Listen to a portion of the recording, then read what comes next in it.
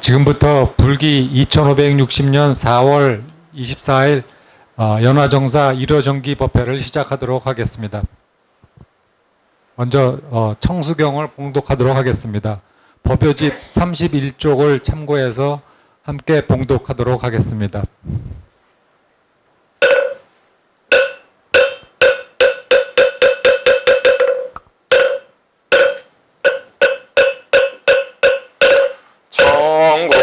진난수리 수리마수리 수수리 삼바하수리 수리마수리 수수리 삼바하수리 수림 수수리 삼바하 모상주 시방스.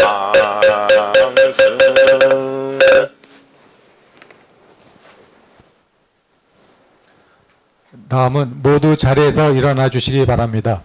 이어서 예불문 봉독을 하도록 하겠습니다. 법요집 13쪽을 참고해서 함께 해 주시기 바랍니다.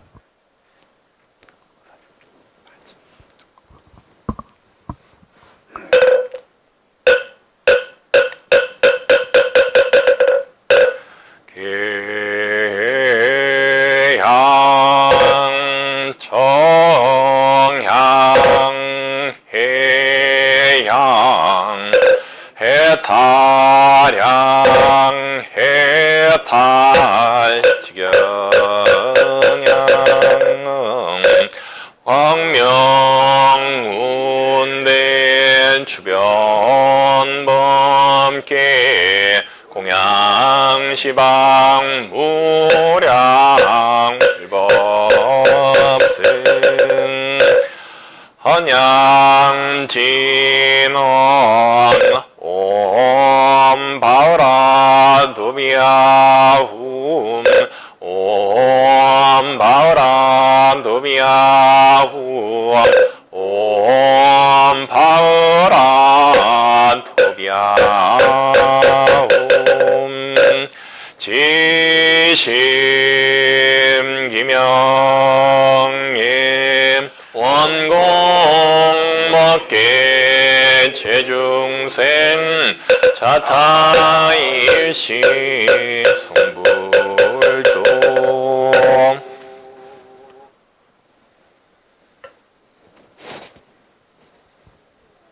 이어서 반야심경 봉독을 하도록 하겠습니다.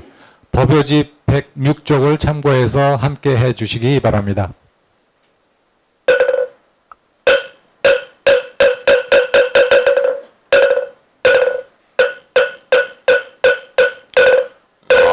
반야 바람일다 심경 관자 제보사랭 신반야 바람일다 시주교몽계 공덕 일체고의 사리자 공벌이세세 즉시공공저 시세 수상행식여포여시 사리자 시제복공상불생불멸불고 부정부증불감 하제하제바라 제바라 승하제 오지사바.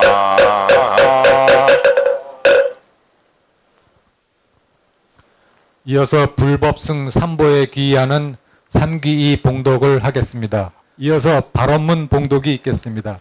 앞에 화면을 참고해서 함께 해 주시기 바랍니다.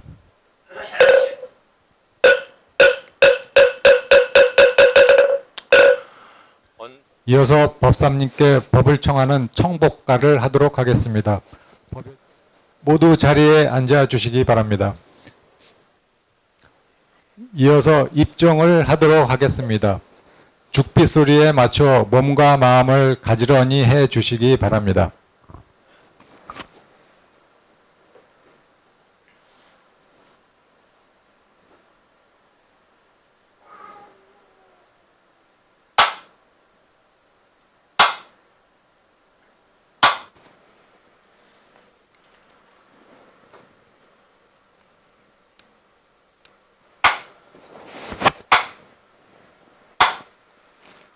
모두 자리에서 일어서 주시기 바랍니다.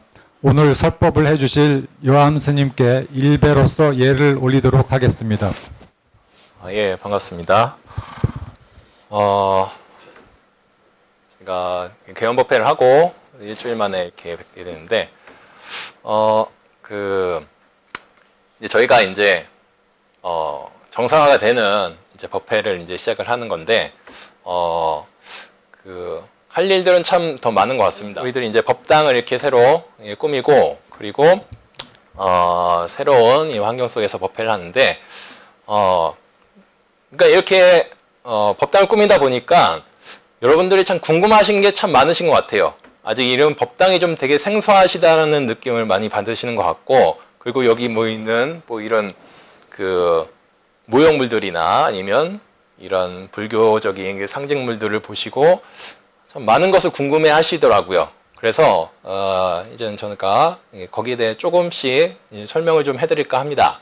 그래서 여러분들이 처음에 많이 궁금해 하셨던 게 이 깃발에 대해서 되게 많이 궁금해 하시더라고요. 이제 저 깃발이 뭔가, 왜 이상한 깃발을 걸어놨는가 되게 궁금해 하셨는데, 오늘은 저 깃발에 대해서부터 오늘 조금 설명을 제가 좀 드리겠습니다.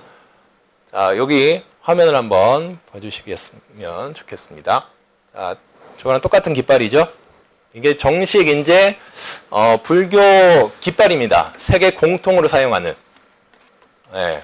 그래서 파란색도 있고, 뭐 노란색, 빨간색, 뭐 흰색, 그리고 저걸 주황색이라 그러는데, 저거가 이제는 전 세계 어떤 불교 국가에서나 아니면 그 불교 단체들 있죠, 국가가 아니더라도 거기서는 이제 공통적인 행사를 할 때는 저 깃발을 가지고서 부처님을 대신하기도 합니다.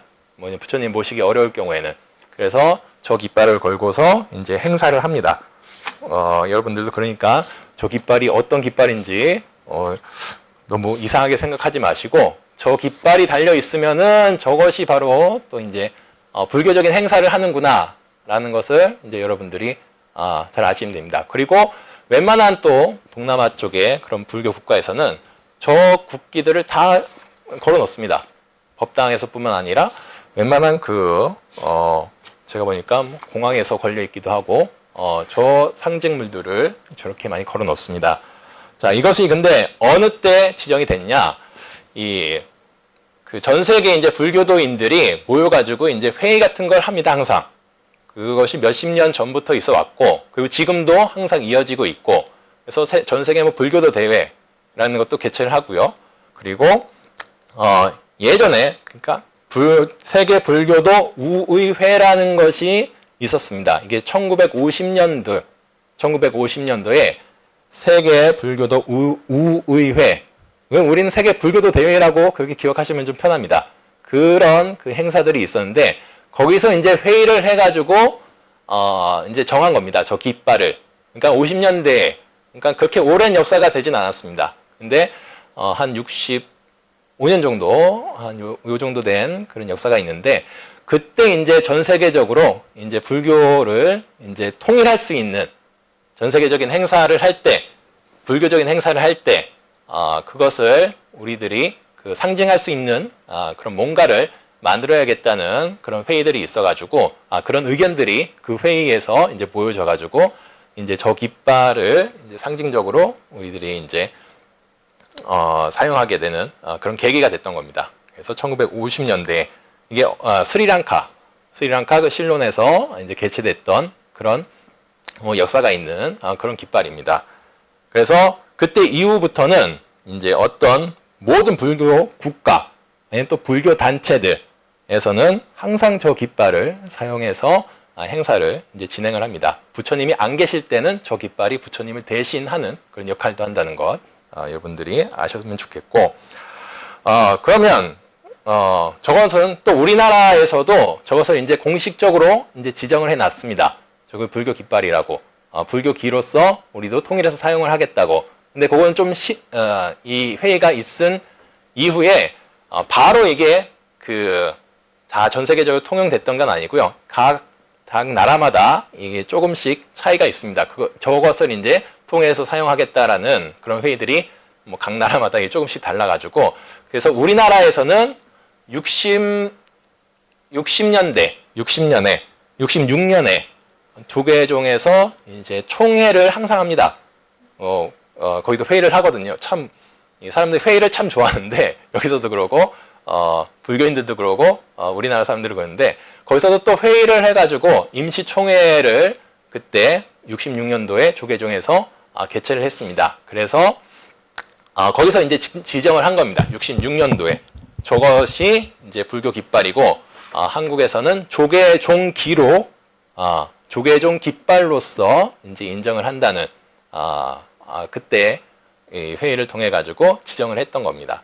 그래서 우리나라에서도, 한국에서도 조계종에서는 행사를 할 때, 조 깃발, 불교 길을 걸어놓고 행사를 하고, 아니면 한쪽에는 또 태극기를 걸고서 이렇게 행사를 하고 하는 그런 행사들을 합니다.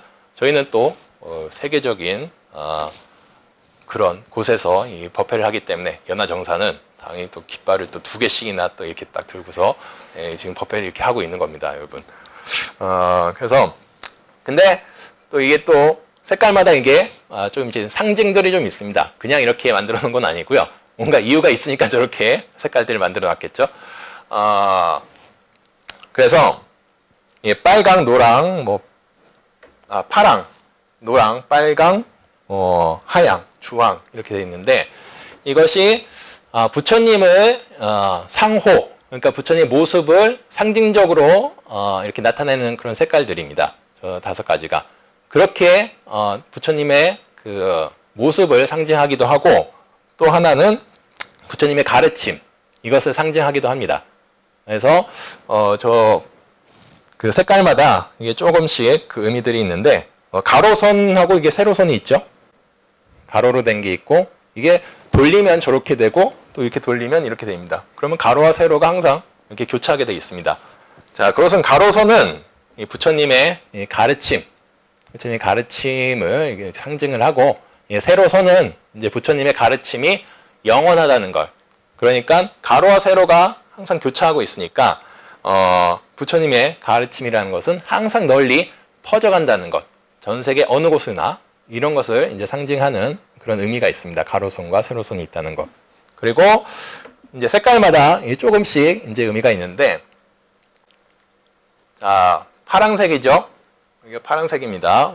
거기서 왼쪽에서 보시면 이 파란색이 이제 제일 끝에 있는데, 이것이 상징하는 것이 이제 좀 부처님의 이 머리카락, 모발을 상징하는 색깔입니다. 파란색이. 그러니까 우리들이 보면 우리들은 그냥 검은색을 흔히 머리카락의 색깔로 하고 이렇게 생각을 하지만 조금 그 짙은 색 계열을 상징하는 그런 색깔이 되는 겁니다. 파란색이. 그래서 부처님의 머리카락을 그 상징하는 것이 바로 파란색. 그리고 부처님의 가르침 가운데서는 이제 정근과 지혜를 이제 상징하는 겁니다. 정근이란 것은 부처님의 가르침을 계속적으로 이렇게 반복해서 외우는, 공부하는 것을 얘기를 하고, 지혜는 다들 아시겠죠. 부처님이 항상 강조하셨던 건 이 깨달음을 통한 그런 해탈이니까 그 깨달음을 얻기 위해서 우리들이 닦아야 되는 것이 바로 이 지혜가 되는 겁니다.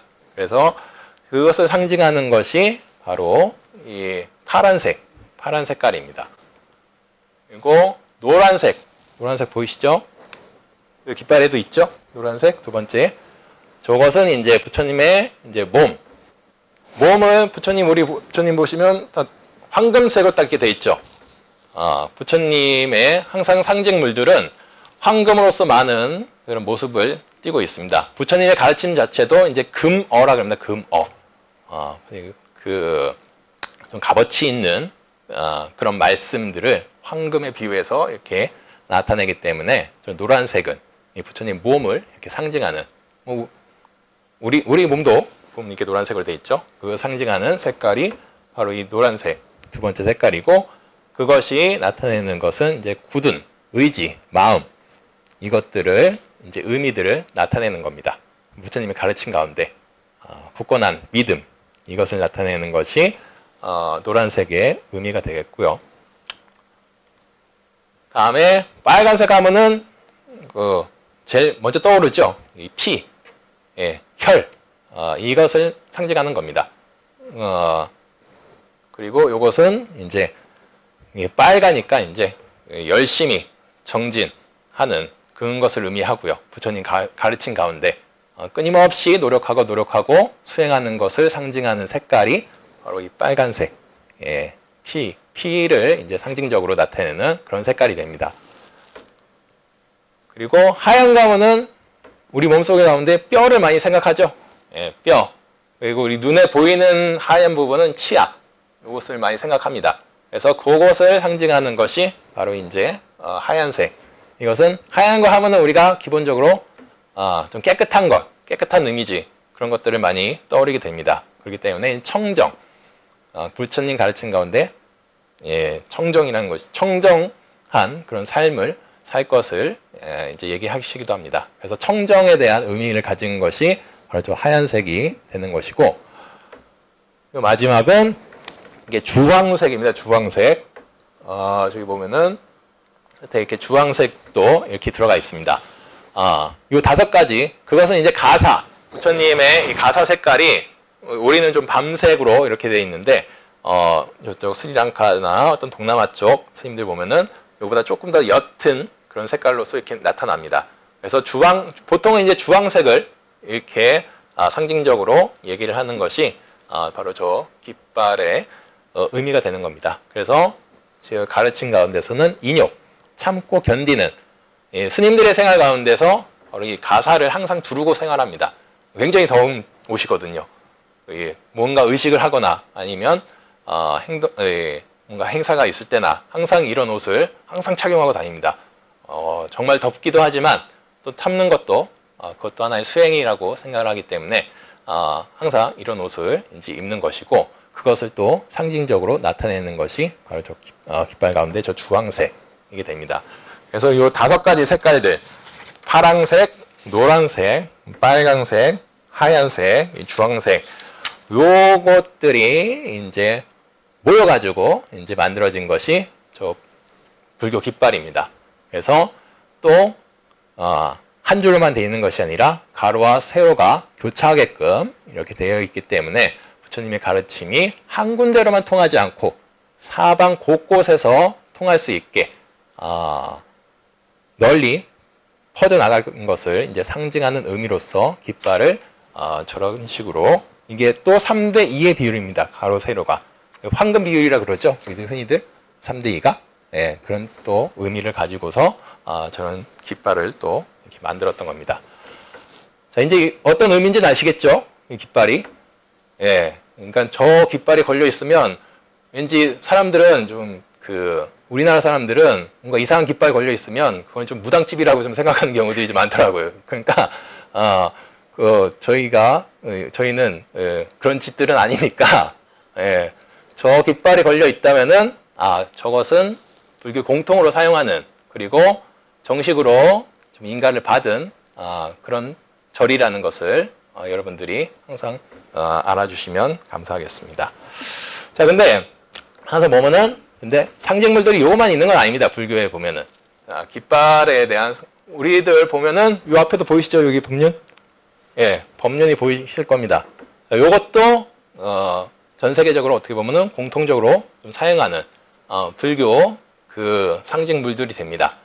이것은 무슨 모양이죠, 이게? 바퀴죠, 바퀴. 바퀴 모양으로 되어 있습니다. 그래서 저거는 이제 어떤 의미가 있느냐? 이것은 법륜이라고 합니다. 법륜.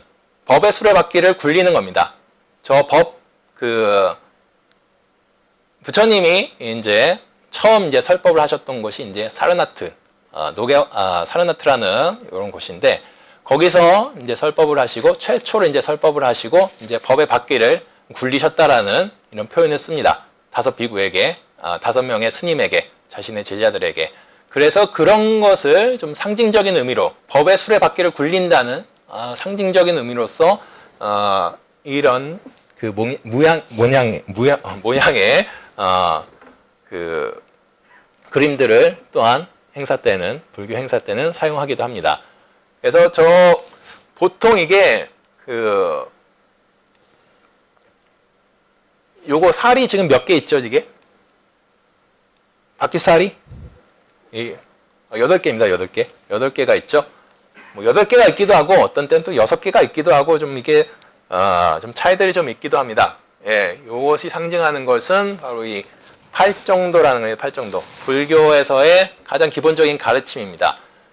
근데 이거 좀 차이가 있는 게 그 동남아 쪽, 이제 남방 쪽에서 초기 불교를 이제 조금 더 그 깊이 받아들이고 연구하는 곳에서는 저 팔정도라는 것을 기본 가르침으로 삼고, 그리고 이제 대승 쪽, 우리 한국 쪽의 불교 전통을 따르는 곳에서는 이제 육바라밀이라고 합니다. 육바라밀. 6가지의 가르침을 이렇게 따르기도 하는, 그것을 이제 실천하는 실천 덕목이라고 얘기를 합니다. 불자들이 꼭 행해야 되는 보시, 지계, 인욕, 정진, 선정, 지혜라는 것들이 있는 거고, 근데 보통 요 바퀴의 모양은 항상 보통은 이 8개의 그 바퀴살로서 이렇게 표시를 많이 합니다. 그래서 그것은 팔정도를 이제 의미하는 것이 되는데, 하나하나가 정견, 정사유, 정어, 정업, 정명, 정정진, 정념, 정정, 이것이 팔정도가 됩니다. 뭐 요것들을 제가 설명을 하려면 여기서는 도저히 시간이 안 될 것 같고요. 어쨌든 정견이라는 것은 어떤 바른 견해를 얘기합니다. 바른, 올바른 견해를 갖는 것을 얘기하는 거고, 정사유는 올바르게 생각을 하는 겁니다. 바르게 올바른 생각을 하는 거고, 정어는 바른 말을, 좋은 말을 쓰는 겁니다. 그리고 정명이라는 것은 이제 올바른 생활, 바른 직업을 갖는 겁니다. 좋은 직업을 가지는 겁니다. 남에게 해롭지 않은, 남들을 이롭게 할 수 있는 그런 직업들을 가지는 것을 정명이라고 그러고, 그리고 정정진, 정진은 어떤 노력하는 것을 얘기를 하는 겁니다. 끊임없이 노력하는 것을, 바른 노력을 하는 것을 이제 정정진이라고 그러고, 정념이라는 것은 바른 마음을 챙기는 겁니다. 바르게 마음 챙김을 얘기하는 거고, 정정은 올바른 이제 선정을 얘기합니다. 선정. 이제 수행을 통해서 우리들이 선정에 드는 것을 가장 큰 목표로 삼는데, 그것을 이제 8가지 올바른 행실들을 얘기하는 겁니다. 어떻게 살아가는 것이 부처님의 가르침을 따르는 것이고, 어떻게 사는 것이 좀 더 행복하고, 그리고 마음을 좀 편하게 먹어갈 수 있는지에 대한 그 가르침들을 얘기하는 것이 바로 이 팔정도입니다. 그래서 부처님의 가르침 가운데 가장 사람들이 기억해야 되고 잊지 말고 항상 마음속에 염두에 둬야 되는 것이 바로 이 팔정도의 올바른 길입니다. 8가지 올바른 길. 예. 이것이 가장 중요한 가장 실천 항목이 되는 거고, 그래서 상징적인 의미로서 여기도 보였던 우리들이 이 상징물들, 이 법륜, 마크들을 불교의 그 마크로서 좀 많이 사용하기도 합니다. 그렇기 때문에 그 둥그런 것은 이제 윤회를 하는 그런 삶을 얘기합니다. 우리 인간들이 그 윤회를 이제 결국엔 벗어나야 되는 그런 그것이 우리들의 목표지만, 그 벗어나기 위한 방법으로서 우리들이 실천해야 되는 것들이 요 8가지라는 것, 그것을 상징적으로 표현하는 것이 요 법륜의 의미라는 것, 이것도 좀 기억해 주시면 좋겠습니다. 자, 그렇다면은 요거는 이제 어떻게 보면 전 세계적으로 이렇게 좀 사용하는 것들입니다. 깃발이나 이런 법륜 마크들은. 근데 한국의 조계종에서는 조금 이제 다른 또는 표시들이 있습니다. 가장 조계종에서 공통으로 사용하는 그런 모습의 그런 상징물이 있습니다. 여러분 많이 보셨을 텐데, 요거는 그 인도 국기죠. 국기에도 보면은 요 바퀴 모양이 있습니다. 요것도 바로 초전 법륜을 이렇게 상징하는 겁니다. 인도에서는. 요거는 암베드카르라고 지난번에 성원 스님께서 얘기를 해주셨는데, 유명한 그 불교 부흥 운동가입니다. 정치인이셨는데, 이 사람 덕분에 인도에서 어떻게 보면 불교가 크게 다시 융성할 수 있었죠. 다 사라졌다가. 그래서 그 사람이 제안을 해서 인도 국기에도 바로 요 초전 법륜이 이렇게 들어가 있는 겁니다. 예. 요게는 이제 조계종. 조계사 앞에 보면은 또 이렇게 초전 법륜, 이렇게 마크들을 이런 식으로 또 표현해 놨습니다. 저기는 또 팔정도 하나하나를 또 이렇게 다 적어 놨습니다. 그래서 요런 것들. 요거는 동국대.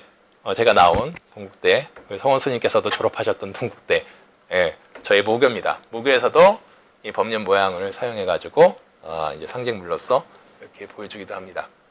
자, 이것들은 그렇기 때문에 공통적으로 저런 모양의 바퀴들이 있다면 저것도 이제 불교를 상징하는 그런 모양이구나 라는 것을 이제 인지하시면 좀 좋을 것 같고, 네, 조계종에서 이제 또 따로 만들어 놓은 그런 그 마크가 있습니다. 불교 마크. 그것이 많이 보셨죠? 예, 이것이 이름이 이제 삼보륜입니다. 삼보륜. 동그라미 안에, 큰 동그라미 안에 작은 동그라미 3개가 있죠. 네. 저 동그라미 작은 거, 요 3개의 그 모양들은 이제 삼보를 이제 상징합니다. 삼보. 삼보가 뭐죠? 예, 불법승 삼보죠, 이게. 그것을 상징하기도 하고, 또 삼법인을 상징하기도 합니다. 삼법인이라는 것. 이 부처님 가르침에 가장, 기본되는 그런 가르침이 삼법인인데, 무상고무화를 이제 삼법인이라고 얘기를 합니다. 뭐 재행무상, 뭐 재범무화, 뭐 일체계고, 이렇게 해서 얘기를 하는데, 그거에 대한 설명은 나중에 제가 드리겠습니다. 이건 너무 긴 설명이 되기 때문에. 어쨌든 부처님의 가르침을 가장 상징하고, 그리고 불교를 가장 상징할 수 있는 3가지를 나타내는 것이 바로 저 모습입니다. 왜 근데 저런 걸 만들었냐? 저희들이 이제 처음에는 그 조계종이라는 단체의 그 불교는 한국에서 한 군데밖에 없었습니다. 근데 군소 집단들이 이제 여러 개가 이제 생겨나면서 한국에서 이 조계종이라는 이름을 너무 많이 이제 도용을 하기 시작하는 겁니다. 저희들은 대한불교 조계종이죠. 근데 한국에 가면은 어마어마한 조계종들이 많습니다. 한국불교 조계종이라는 것도 있고요. 그리고 회동불교 조계종이라는 것도 있고요. 그리고 뭐 조선불교 조계종이라는 것도 있습니다. 그것들은 저희하고는 아무 상관없는 조계종 계열이 사찰들이고, 저희하고 연관이 가장 있는 그리고 한국에서 정통성을 그래도 가장 이어오고 있는 그런 단체라고 하면은 대한불교 조계종이라는 명칭을 쓸 수밖에 없습니다. 만약 조계종인데 뭐 이상한 그 이름이 들어가서 조계종이 붙었다 그러면은 조금 의심하고서 보셔야 됩니다. 그거는. 네. 그 집단은 그 전통 그 불교 그 조계종 집단은 아니라는 것을. 네? 저건 조교명사죠. 저거를 함부로 도용하면은 저거는 이제 다른 곳에서는 저거는 이제 등록을 해야 되는 겁니다. 저거는. 예. 저희들이 이제 활동을 하려면은 조계종에 정식으로 등록을 하고서 저희는 그래서 저런 명칭을 쓰는 겁니다. 예. 만약에 근데 저것을 이제 등록도 안 하고 막 저런 대한불교 조계종을 썼다 하면은 그거는 이제 법적인 이제 그 문제가 되는 그런 일이 발생할 수도 있습니다. 그래서 현재 저희들이 사용하는 고유 명칭은 대한불교 조계종이라는 것. 예. 요 마크가 들어가 있는 단체들은 그래서 대한불교 조계종에 그런 소속된 절이라는 것을 여러분들이 기억하시면 됩니다. 만약 근데 대한불교 조계종도 아닌데 저 마크를 썼다 그러면은 여러분들은 당장 저한테 알려주셔야 되는 거예요. 당장 저한테 신고하셔야 됩니다. 네. 그래서 처음에는 근데 이게 만들어진 게 그렇게 또 오래되진 않았습니다. 이게 한 2003년 도에 한 2000년 초반에 이렇게 만들어졌습니다. 왜냐하면 아까 말씀드렸듯이 너무 많은 그런 그 단체들이 막 이렇게 범람하다 보니까 우리들만의 것을 이제 지정해 줄 필요가 있다. 그리고 정통성을 좀 찾을 필요가 있다. 해서 이제 그런 명칭들에 대한 연구들도 했고 그 조계종에 대한 그 마크에 대한 그런 연구들도 했습니다. 그래서 저 커다란 원은 큰 원은 이제 법륜. 아까 보셨던 요 법륜 있죠? 그래서 이것을 어떻게 처음에 만들냐 그랬냐면 여러 가지 상징물들이 있잖아요. 우리 불교에 보면 우리들이 가장 먼저 떠오르는 것은 그 만자죠, 만자.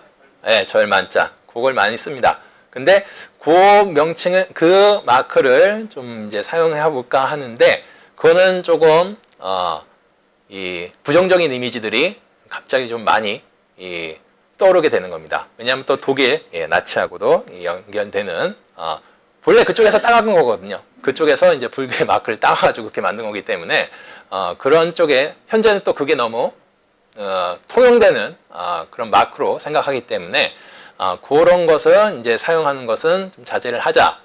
그리고 나서, 이제 두 번째로 연구를 했던 부분이 바로 요 마크입니다. 요 마크.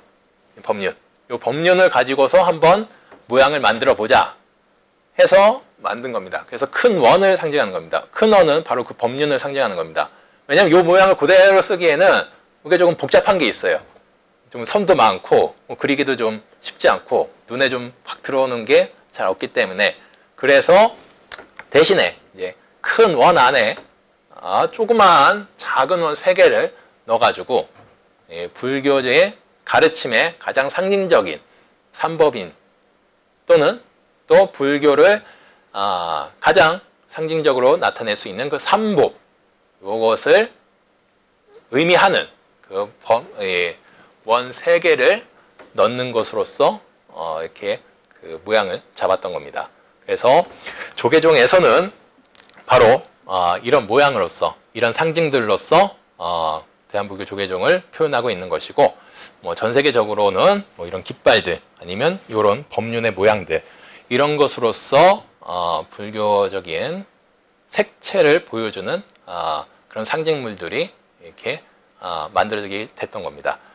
자, 뭐 이 외에도 아마 다른 여러 가지 상징물들이 있습니다. 여기만 해도 다 이게 연등도 달려 있고 불단도 이렇게 짜놓고 했는데, 다 그냥 짜진 않습니다. 하나하나 다 의미를 두고 있는 거고, 또 불단도 이렇게 놓는 것도 다 의미가 있는 거고, 그런 것들은 다 우리들이 일상생활 속에서는 조금 보기 힘든 그런 모습들을 아마 여기서는 이제 많이 보실 수 있으실 겁니다. 그래서 그런 것들은 제가 또 시간이 나는 한 또 계속 또 이렇게 설명을 해드릴 것이고, 아무튼 여러분들도 이런 상징물들에 대한 어떤 기본적인 이해는 꼭 가져주시기를 좀 이렇게 당부를 조금 드리면서 오늘 저의 그럼 여기서 마치도록 하겠습니다.